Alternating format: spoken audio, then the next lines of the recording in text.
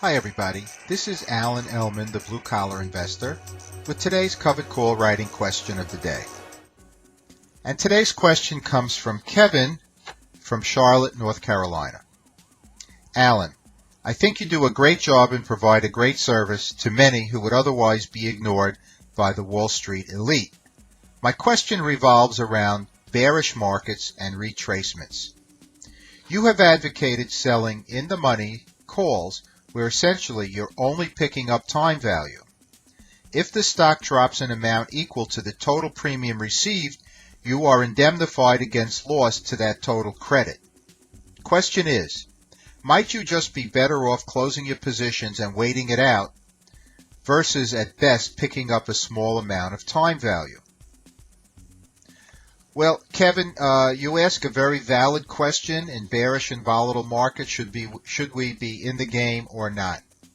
And my answer is that I would much prefer to be in the game, but to make my decisions based on sound fundamental, technical, and common sense principles given that scenario. Now, in your question, you state only receiving time value. I want to make it clear that whether you're selling an out of the money, an at the money, or an in the money strike, the only profit is in fact the time value. With out of the money strikes, you do have an opportunity to generate additional cash from share appreciation, but in bearish markets, I would prefer to have the protection from the intrinsic value of the premium of the time value generated. So let's take a look at the premium watch list from March 2013. As you can see in the screenshot in front of you, I have selected several stocks from that premium watch list and also selected only in the money strike prices. And you could see from the screenshot that the return on value, I call it the ROE, which is the time value only or the initial profit, ranges for these shares from 2.2% to 4%. And again, these are 1 month returns. So that's not too shabby.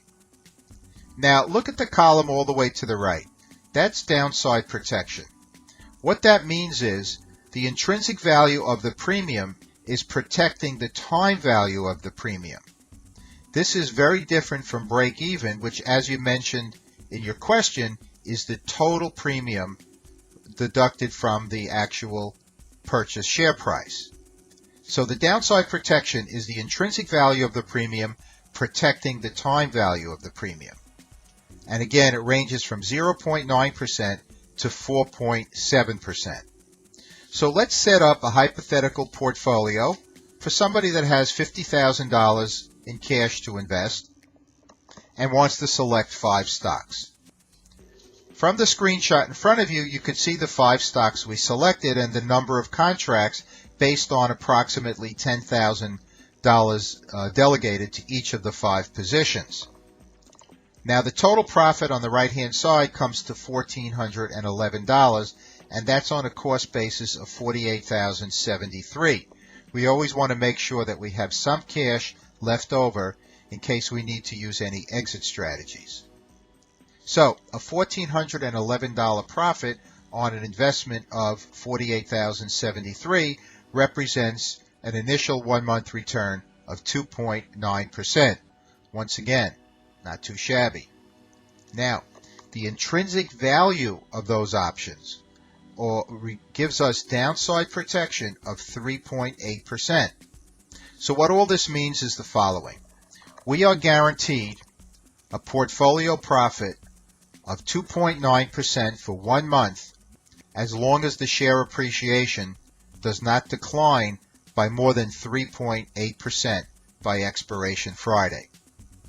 Now, given the choice of selecting the greatest stocks in the greatest industries using in-the-money strikes and generating a 2.9% potential 1 month profit with an insurance policy attached to that, in my view, is a much better choice than staying on the sidelines and actually losing out to inflation. So Kevin, I appreciate the question. It's a very, very valid question. Many of our members ask that question relating to bearish and volatile markets. I understand it. I hope that my response has given you some food for thought and you found it of some use. And thanks again to all of you out there for watching this video. As always, this is Alan Ellman, the Blue Collar Investor. Take care, everybody.